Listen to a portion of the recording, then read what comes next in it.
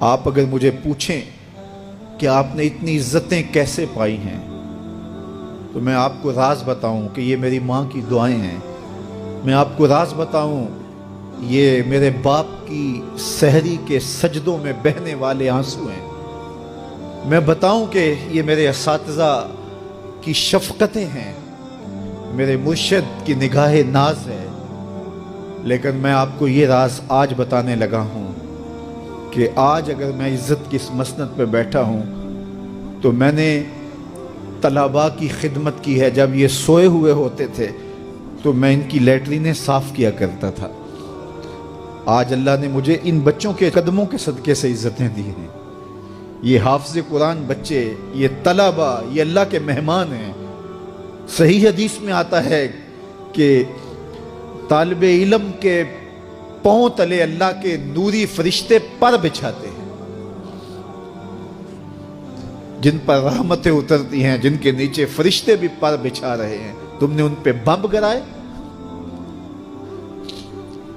اور انسانیت خاموش ہے. ہمارے استاد فرماتے تھے کہ ایک دارالعلوم تھا، وہاں طلباء پڑھتے تھے. تو یہ بچے ہوتے ہیں، بالخصوص حفظ کی کلاس کے بچے چھوٹی عمر کے ہوتے ہیں، اور اس عمر میں بچوں کی شرارتیں، بچوں کی اٹکیلیاں، یہ ان بچوں کے بچپنے کا حسن ہے. بعض لوگ ہمارے پاس آتے ہیں کہ یہ بچہ شرارتیں بہت کرتا ہے، دم کر دیجئے. تو میں کہتا ہوں یہ شرارتیں ہی تو ان کی عمر کا حسن ہے. جب بڑے ہو جائیں گے تو یہ سنجیدہ ہو جائیں گے. وہ ایک شاعر نے کہا تھا، مجھے اچھا نہ لگا بچوں کا جوان ہونا. جب چھوٹے ہوتے ہیں تو ان کی شرارتیں ان کا حسن ہوتا ہے. تو وہ سکول میں پڑھتے ہوں، وہ جامعہ میں پڑھتے ہوں، یا وہ کسی فیکٹری میں وہ معصوم بچے کام کرتے ہوں، کسی ڈھابے پہ چائے بیچتے ہوں، تو ان کی طبیعت میں وہ شرارتیں ضرور ہوتی ہیں. یہ ایک بچوں کے بچپن کا حسن ہے. تو وہ بچے تھے اور شرارتی مزاج تھا، اور ایک شخص ان کی خدمت کیا کرتا تھا. کبھی وہ گھی کا کنستر اپنی کمر پہ لاد کے لا رہا ہے، کبھی وہ آٹے کی بوری اپنی کمر کے اوپر لاد کے لا رہا ہے، اور بچوں کی خدمت میں لگا رہتا تھا. بچے تھے، کچی عمر تھی، شرارتی مزاج تھا. تو انہوں نے اس کا نام ڈال دیا حمار، گدھا. جب بھی بھوک لگی ہوتی اور وقت کھانے کا قریب ہوتا تو کہتے وہ ہمارا گدھا گیا ہوا ہے، ابھی لے کے آئے گا تو کھانا ہم کھائیں گے. تو آپس میں انہوں نے اس شخص کا نام جو ان کا خدمت گزار تھا گدھا رکھ دیا.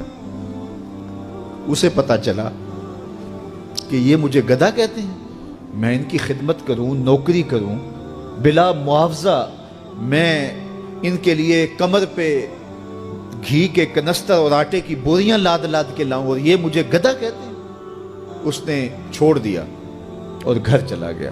رات پڑی، سویا، مقدر جاگے. کیا دیکھتا ہے؟ حشر کا منظر ہے، اور وہ طالب علم ہیں، انہیں جنت کا حکم ہوتا ہے. تو وہ اڑ جاتے ہیں اور ضد کرتے ہیں اور اٹکیلیاں کرتے ہیں، نہیں ہم نے جنت میں نہیں جانا جب تک ہمارا گدھا ساتھ نہیں جائے گا. یہ اٹھا اور آنکھوں میں آنسو تھے اور دوڑتا ہوا مدرسے آیا. کہا تم مجھے گدھا کہو، حمار کہو، کوتا کہو، میں نوکری تمہاری ہی کروں گا، کیونکہ تم اللہ اور اس کے رسول کے پیارے ہو. کتنے خوش نصیب ہیں وہ ماں باپ جن کے بچے حافظ قرآن بنتے ہیں. آپ کو پتہ ہے قیامت کے دن حافظ کا تو جو مرتبہ ہوگا وہ ہوگا ہی ہوگا.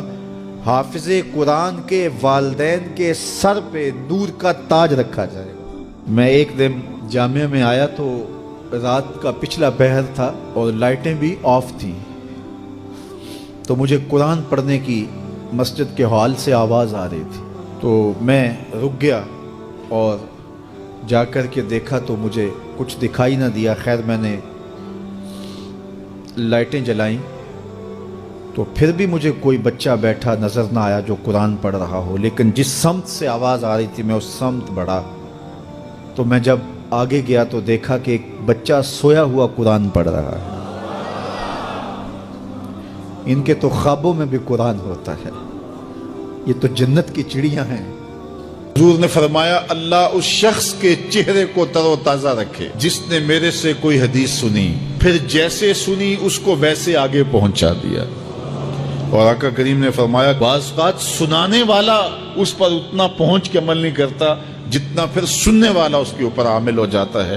تو جب حضور نے دعا دی ہے کہ اللہ اس شخص کے چہرے کو تر و تازہ رکھے جس نے میری حدیث کو، میرے فرمان کو سنا اور ایسے ہی آگے پہنچا دیا، تو پھر موت کی سختیاں بھی اس کے چہرے کی تر و تازگی ختم نہیں کر سکتی، پھر قبر کے لمحے بھی اس کے چہرے کی تر و تازگی کو ختم نہیں کر سکتے. حشر کے دن لوگوں کے چہرے مرجھائے ہوں گے، جس کو رسول اللہ کی دعا ہے اس کا چہرہ اس دن بھی تر و تازہ ہو.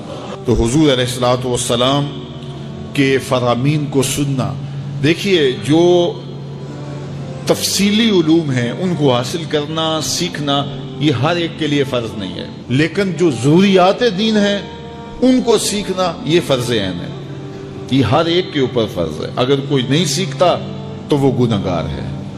اور اس میں نماز کے مسائل ہیں، روزے کے مسائل ہیں، حج کے مسائل ہیں، زکوٰۃ کے مسائل ہیں، اگر کاروبار کرتا ہے تو بیع و شراء کے مسائل ہیں، اور کفر اسلام کی ضروری باتیں ہیں کہ کفر کیا ہے، اسلام کیا ہے. تو یہ ساری ضروری چیزیں جو ہیں ایمانیات سے جو تعلق رکھتی ہیں، ان کا سیکھنا جو ہے ضروری علوم کا، یہ ہر ایک کے اوپر فرض ہے. تو اس لیے آپ لوگ اپنا وقت کچھ نکال کر کے جو ہے وہ اس کے لیے صرف کریں اور ضروریات دین سیکھنے کے لیے کچھ فرصت کے لمحے نکالیں. لوگ کتنے طویل ڈپلومے کرتے ہیں، کاروبار سیکھتے ہیں، کن کن علوم میں مہارت ہے جو ہمارے لیے بالکل غیر ضروری ہے. کسی نوجوان کے پاس بیٹھ جاؤ نا تو وہ تمہیں بتائے گا کہ کس کرکٹر نے کس میچ میں کتنے سکور کیے تھے.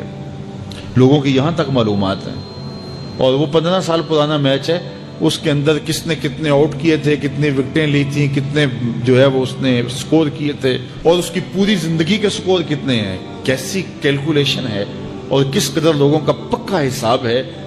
یہ وہ چیز ہے جس کا نہ دنیا میں فائدہ نہ آخرت میں فائدہ، لیکن دلچسپی ہے نا. جس چیز سے دلچسپی ہو تو وہ چیز خود بخود ازبر ہوتی چلی جاتی ہے. دلچسپیاں انسان کو جو ہے وہ کسی چیز کو یاد کرنے میں مدد دیتی. ایک عرب شیخ کہہ رہا تھا کہ ہم ماضی میں پڑھتے تھے کہ ہمارے اسلاف، ہمارے بزرگ ایک رات میں پورا قرآن ختم کر لیتے تھے. تو وہ کہتا ہے میں سوچتا تھا کہ ساری رات قرآن بندہ پڑھتا رہے تو کس طرح ممکن ہے. تو کہتا ہے میں اپنے بچوں کو دیکھتا ہوں کہ وہ جو ہے وہ موبائل کے ساتھ لگے رہتے ہیں، اور فجر کی اذان ہو جاتی ہے تو وہ تب چونکتے اچھا رات گزر گئی. تو میں کہتا ہوں نوجوان کی دلچسپیاں کچھ اور ہیں، اور وہ بھی اس شغف کی وجہ سے ایسا کھبا کہ رات گزر گئی اور اس کو پتہ ہی نہ چلا. تو جن کو قرآن کا نشہ ہو گیا تھا ان کی ساری راتیں